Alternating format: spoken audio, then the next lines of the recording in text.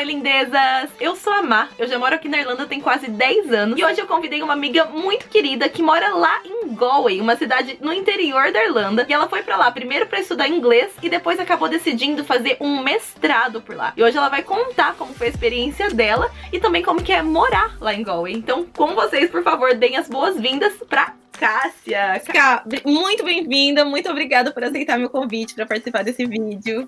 Eu que agradeço. Eu acho que é uma oportunidade legal de estar no EW compartilhando um pouquinho de como que é essa experiência, não só de morar em Galway, mas também de fazer uma pós na Irlanda, porque eu senti que quando eu estava fazendo as minhas pesquisas, era muito difícil achar conteúdo sobre isso. E para quem não conhece, né, para quem não sabe, você também faz parte da nossa equipe linda. Então, Cássia é responsável pelo conteúdo lindo que vocês veem lá nas nossas redes sociais, no nosso Instagram. Por favor, para começar, conta pra gente por que você decidiu vir pra Irlanda, né? Quando você chegou e por que Galway? A minha história não é uma história muito típica, assim, de brasileiro que vem pra Irlanda.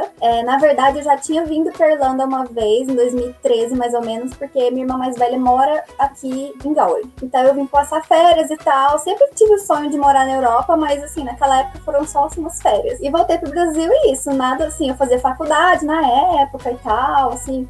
Então, nada muito assim, não, vou planejar para acontecer. E daí, ali em 2016, eu tinha acabado de me formar na faculdade, eu fiz faculdade de arquitetura no Brasil, tinha acabado de me formar, então tava naquela fase assim, acabei de me formar, não tenho emprego, tipo, o que eu faço da minha vida agora? E daí a minha irmã teve um problema de saúde muito sério, e eu era a única pessoa disponível na família por causa disso. Foi um problema bem sério, assim, ela ficou na UTI e tal, meus pais ficaram super preocupados. E aí, eles falaram, olha, a gente vai te mandar pra Irlanda semana que vem pra você ajudar com a sua irmã, porque não tinha ninguém aqui pra dar suporte e tal. E daí eu vim, foi assim, uma semana pra outra, foram literalmente 7 dias do dia que meus pais falaram comigo pro dia que eu entrei no avião. Vim pra cá pra cuidar dela, e aí eu não sabia falar inglês. E nesse processo, meus pais no Brasil, minha irmã aqui com o meu cunhado, falaram, não, vamos te matricular numa escola para você aprender inglês, já que você vai ficar aqui um tempo. Então foi assim que o intercâmbio meio que aconteceu pra mim, foi assim que eu comecei. E daí eu sempre tive um sonho de fazer uma pós na Europa. E aí eu vi, bom, primeiro eu preciso aprender inglês, depois eu preciso aprender inglês para tirar um IELTS. Eu fiquei aqui na Irlanda da metade, assim, agosto de 2016 até dezembro de 2017 aprendendo inglês, então eu fui lá do nível iniciante, ali do beginning, até o avançado, o upper, né, e eu tirei o certificado do IELTS, e voltei pro Brasil. Eu tinha tido 2 vistos de estudante. Eu pensei, eu não vou tirar um terceiro visto agora, sendo que era tipo dezembro de 2017. As universidades só começam em setembro. Eu não vou tirar um visto, porque assim, naquela época eu só sabia que eu queria fazer uma pós. Eu não sabia aonde, qual tema exatamente eu queria fazer, preços, como ia funcionar, então eu falei, eu preciso... E eu não tinha muita experiência na área que eu tava indo, mais ou menos, que era a área de marketing digital e tal, porque eu era formada em arquitetura, então eu preferi voltar pro Brasil, porque eu senti que eu teria mais oportunidade de ser contratada no Brasil, não tendo experiência, digamos assim, lá do que você é aqui. Eu acho que quando você é um imigrante, a cobrança é um pouquinho maior, então você não tem só que saber o idioma, você tem que saber o idioma, você tem que ter bastante experiência na sua área, né? São muitas coisas que influenciam. E aqui você tem que ganhar grana, sabe? Então, no Brasil, né, voltei pro Brasil, morar com os meus pais, e aí, em um ano, eu trabalhei assim, que nem uma louca. Nesse um ano que eu tava lá, eu voltei pro Brasil, na segunda semana que eu consegui um cargo de gerência em marketing digital. E pra quem fala, nossa, ela não tinha experiência de nada. Eu criei conteúdo desde 2010. Então não foi do nada. No período que eu fiquei estudando inglês, eu percebi que, na verdade, a minha paixão não era arquitetura, era criar conteúdo online, que eu criava muito vídeo aqui sobre Gal e tal. E aí eu vi que, na verdade, eu queria fazer isso, mas eu precisava trabalhar para algumas empresas e tal, né? Juntar essa experiência. E aí, nesse processo, eu resolvi que eu queria, então, que a minha pós fosse nessa área. Então, foi trabalhando no Brasil que eu decidi que, na verdade, eu queria fazer uma pós em marketing digital. E aí, eu comecei a parte de pesquisa, pesquisei vários países, pesquisei Alemanha, Itália, a Irlanda também. E aí eu vi que, tipo, se eu fosse pra Alemanha ou pra Itália, o inglês não era suficiente. Eu teria também que aprender a língua local, porque você não vive só dentro da faculdade. Você vive num país que você precisa comprar comida, se comunicar com as pessoas e tal. Então, eu passei por esse processo e aí resolvi que, não, eu posso, então, tentar fazer na Irlanda, porque pelo menos ali eu tenho, o suporte da minha família. Bolsa não é uma coisa muito comum. Eu não tenho nenhum tipo de cidadania europeia, então acaba ficando meio inviável algumas coisas, assim, não inviável, mas muito mais caro quando você não é um cidadão europeu. Aí acabei resolvendo fazer na Irlanda também por alguns motivos, e pra fazer em Galway, porque minha família mora aqui, outra porque eu sempre fui apaixonada pela faculdade que eu fiz o meu mestrado. Desde quando eu tava aqui da outra vez, eu ia andar no campus, porque o campus é lindo, então assim, às vezes eu ficava estressada e tal. Ir para aquele campus me dava muita paz. Outra coisa também é a diferença de preço entre universidades em Dublin e em Galway, por exemplo, é muito grande. É mesmo? O curso que eu fiz, que é na New ID, o mesmo curso na UCD em Dublin é tipo 3 mil euros mais caro, o mesmo curso. Nossa, por ano? Por ano. É porque o mestrado, quando você é imigrante, assim, não europeu, você tem que fazer um mestrado full time. Então, tecnicamente, a maioria dos mestrados aqui, eles são 1 ano. Se você for fazer ele dividido, aí você faz part-time, aí ele vai mais ou menos uns 2 anos. O que é diferente de muitos lugares, inclusive no Brasil. O mestrado no Brasil, ele é mais longo. Aqui ele é um intensivão. A diferença de no interior ser mais barato e mesmo assim ser uma universidade com muito prestígio. E aí tem mais o fator que, como eu já tinha morado aqui, eu tenho uma paixão muito grande por Galway. Eu gosto de morar no interior, sabe? É um interior, mas é um interior que tem muita coisa pra se fazer. Então eu acabei me encontrando e acabou. Todos esses pontinhos foram juntando. E aí eu resolvi fazer aqui. Você veio pra cá por motivos familiares, com visto de estudante. Daí você fez seu curso de inglês, né? Desenvolveu seu inglês, conseguiu passar no IELTS pra você, né, já ter aquela nota suficiente, porque você já tinha na sua cabeça, né, a ideia de possivelmente fazer uma pós-graduação, um mestrado na Europa. Voltou pro Brasil, trabalhou que nem uma louca, juntou dinheiro e voltou pra cá pra poder daí ingressar num mestrado. É isso mesmo? Só pra adicionar também que quando você faz o IELTS, eu só recomendo fazer o IELTS quem realmente já tá assim com na cabeça o planejamento certinho de ir fazer um mestrado. Por quê? Porque o IELTS, ele tem data de validade. Ele dura 2 anos. Então isso foi outra coisa que acelerou o meu processo. Eu saberia que eu teria que entrar dentro do meu mestrado dentro do período que o meu IELTS estava valendo. Então é uma coisa que eu falo para as pessoas, eu faço um IELTS e eu faço um Cambridge, depende do seu planejamento. Dependendo, não compensa muito fazer o IELTS e deixar ele vencer, por exemplo, tem que fazer outro. Sim. Mas se você tivesse feito um dos exames de Cambridge, ele também valeria para entrar na universidade? Depende das universidades. Se a pessoa já tiver, tipo, a universidade que ela quer, o curso que ela quer, aí ela vai ver se vale. Tem universidade que aceita, tem universidade que não aceita, então é mais dependendo da sua pesquisa. Uma vez que você decidiu, né, qual universidade você gostaria de estudar, como que foi o processo para você conseguir ingressar no mestrado aqui na Irlanda? Dar uma pesquisada dentro do site da universidade que você tá, quais são os pré-requisitos. Porque muita gente hoje em dia me procura perguntando, o que eu preciso, o que eu preciso. Cada curso é um curso e cada mestrado é um mestrado. Então, normalmente, pelo menos na minha universidade, o site deles é muito completo. E foi um dos fatores também que me incentivou a fazer nessa universidade, porque na minha pesquisa tinha muita universidades que o site não tinha muita informação. Então, quando você não tá ali, é difícil se você confiar num lugar que você não tem informação. Eu precisei de documentos básicos, então, enquanto eu estava no Brasil, eu trabalhei nesse processo de, tipo, o passaporte tem que ter validade de tanto tempo. Então, teve um mês que eu fui e renovei meu passaporte. O seu documento tem que estar tradução juramentada, de histórico acadêmico e diploma. Então, eu peguei um mês para fazer essas traduções. E aí, você precisa das cartas de recomendação. E aí, você vai atrás dessas cartas de recomendação. Usei 2 cartas de recomendação, daí usei uma recomendação acadêmica e uma recomendação profissional. Que normalmente as pessoas recomendam que você tenha esse equilíbrio, né? Fiz uma carta de motivação. E aí, foi isso que eu usei pro meu application. E como que é, Ká, tipo, em questão de valores, né? Você já falou que em Galway, por exemplo, chega a ser 3 mil euros mais barato anualmente do que aqui em Dublin. Mas como que funciona? Você paga por ano, tem que pagar tudo de uma vez? Como que funciona essa parte? Quanto custa mais ou menos? Esse eu acho que é a maior, não dificuldade, mas é o que você precisa realmente se planejar para pegar essa parte financeira, porque aqui, assim como o inglês, você tem que estar com ele quitado quando você vai viajar para Irlanda, quando você vai fazer uma pós, no caso a minha, você paga ela de uma vez. Então, assim, tem uma coisinha que eu também não sabia. Quando você é aceito na universidade, você tem um prazo curto para você reservar a sua vaga. E reservar a sua vaga significa que você vai ter que deixar um valor de dinheiro lá. No meu caso, foram 500 euros. Analisar, ler direitinho o que eles falam, porque tem universidade que fala que eles não te devolvem esse dinheiro se você decidir não fazer lá. Por isso que o planejamento é tão importante. Sim. E aí, depois disso, vem o valor do FII que você paga, né? O FII é a anuidade, você paga de uma vez só. E no meu caso, o meu curso, ele custou 16 mil euros por um ano de curso. E aí, eles descontam esses 500 euros que você pagou para reservar sua vaga. Então, assim, você reservou a sua vaga e quando você chega ali em agosto, que você vai pagar o seu FII, você paga o restante. Então, os outros, like, 15.500, por exemplo. E no começo, assim, qual que foi uma das suas maiores dificuldades por estar fazendo uma faculdade, né, uma pós, em outro país, um país onde se fala inglês, enfim, qual que foi sua maior dificuldade no começo e como que você superou essa dificuldade? Por incrível que pareça, o inglês não foi, assim, a menor das minhas dificuldades. Eu já estava muito habituada com o inglês dos irlandeses e tal, então todos os meus professores eram irlandeses, então para mim o inglês não foi um problema. Mas o sistema educacional irlandês é totalmente diferente do sistema educacional brasileiro, e aí esse daí foi um pouquinho de dificuldade que eu tive no começo, né, de me adaptar com isso, de entender como que funcionava. Só pra você ter uma ideia, aqui a gente faz, todo semestre você faz as provas finais, né? E as provas finais aqui funcionam que nem um vestibular no Brasil. E pra mim aquilo foi assustador, assim. Eu não sou um tipo de pessoa que me dou bem em provas, que você tem que sentar e ficar escrevendo um monte de coisa. Eu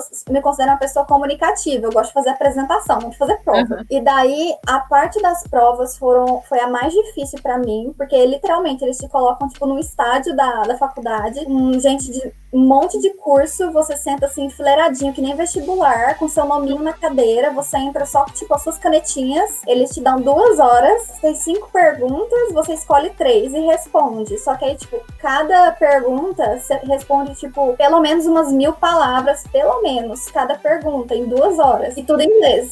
Essa parte foi a mais tensa pra mim. Eu ainda tive alguns problemas relacionados a trabalho de grupo por causa de alguns choques culturais. Eu estudava numa sala com 100 pessoas e eu era a única brasileira. Então, assim, às vezes as pessoas querem tanto vir pra cá, pra, tipo, não quero estudar com brasileiro, não quero brasileiro. Tem horas que se tivesse um brasileirinho ali, assim, ajuda, sabe? Então, eu acho que essas foram as maiores dificuldades que eu tive. A questão do sistema educacional daqui, que é muito diferente, até para dar as notas, correções e tal. E um pouquinho desse choque cultural dentro do mestrado com pessoas de outras nacionalidades. Muito interessante. É legal que realmente, né, as pessoas ficam torcendo para não ter brasileiro na sala, mas no seu caso fez falta. E como que é o dia a dia da universidade, assim, aqui? É alguma coisa diferente do Brasil? Alguma coisa que te chamou atenção, assim? O que mais me chamou atenção é a questão de que você tem aula dentro de uns auditórios, assim, sabe? Tipo, enfileirado e tal. Eu lembro que a gente, às vezes, assistia aqueles filmes, tipo assim,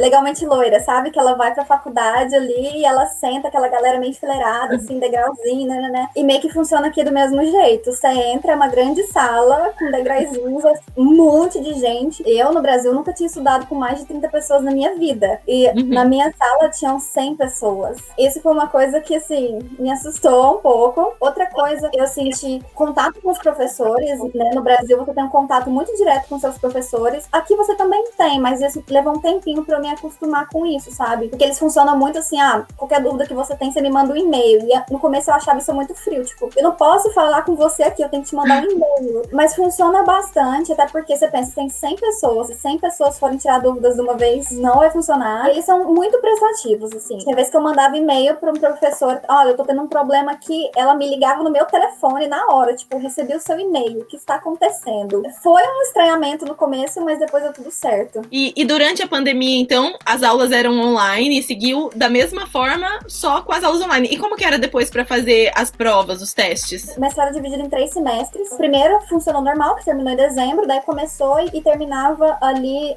no final de abril. Quando veio o Covid e tal, a primeira coisa que eles fizeram foi suspender todas as provas que a gente teria que fazer, e daí a gente fez trabalhos ao invés de provas, porque eu expliquei no sistema que eram 1000 pessoas num lugar, então, sem condições de fazer aquilo. Então eles deram uma alternativa pra gente, então eles deram assignments que eram alternativas pra gente fazer no lugar. No terceiro semestre a gente teria um período que era de summer school, que é um período de palestras e coisas práticas pra fazer, eles cancelaram, e aí a gente foi direto pra fazer o Applied Project, foi tudo online, a gente teve reuniões quinzenais com a coordenadora do curso e tal. tal. Como era um trabalho mais individual, acabou funcionando bem, assim, eu não tive muito problema com isso, não. Eu acho que a diferença, assim, se eu falo pra pessoa, eu quero ir pra Irlanda agora, eu falo, tenta dar uma esperada, porque esse processo de você viver dentro da universidade é uma das coisas que eu mais sinto que eu perdi com o Covid, sabe? Porque eu sonhei tanto em estar ali, então estar dentro do campus é muito mais do que assistir às aulas, sabe? A gente tem um espaço só pra você estudar ali dentro, esse contato mais direto com seus classmates e tal, então foi uma das coisas que eu sinto que eu acabei perdendo, mas eu não sinto que afetou a parte educacional, sabe? Cara, outra coisa que o pessoal pergunta bastante é, eu posso trabalhar durante o meu mestrado? Poder você pode, porque o seu visto, enquanto você tá no mestrado, também é um Stamp 2, então é um visto de estudante com direito a trabalhar part-time, só que poder e conseguir são coisas muito diferentes.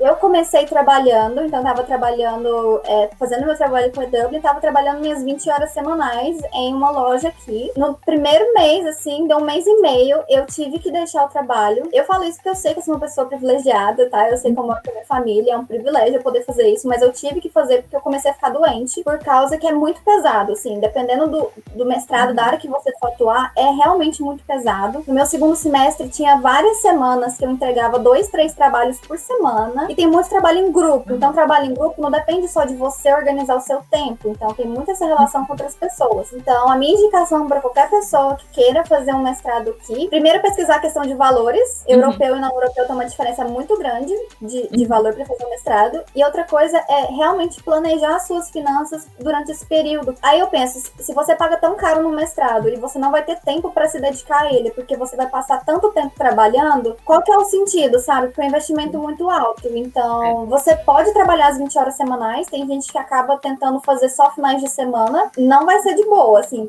vai ser puxado. E eu tinha muitos professores que chegavam na aula assim, falando, quem estiver fazendo 20 horas semanais aí, eu já aconselho dar uma reduzida, senão não vai conseguir fazer essa matéria, que realmente é puxado. Eu acho que é por isso que é um ano full time. É uma coisa que eu acho legal deixar as pessoas saberem disso, porque às vezes muita gente acha, eu tenho Stamp 2, eu vou trabalhar. Mas você vai conseguir? Bom ponto, é um bom ponto mesmo, porque é o que você falou, às vezes você acaba prejudicando sua saúde, ou você não consegue se dedicar tanto quanto você gostaria pro seu mestrado, e é um investimento muito alto, né? Então realmente tem que fazer valer a pena. Agora, antes da gente, né, ir pra nossa pergunta final, eu queria saber um pouquinho sobre como que é morar em Galway. Então, eu moro a 10 minutos do centro, eu moro a 10 minutos da Era Square andando, que a Era Square, pra quem mora em Galway sabe que é a praça central, assim, da cidade, é onde meio que tudo acontece. Então, eu considero que eu moro numa área muito central, porque 10 minutinhos é bem pertinho. Como eu moro com a minha família, minha noção mesmo de preços de moradia é bem baseado com os preços que as minhas amigas pagam, então tem uma média, assim, de 400 a 600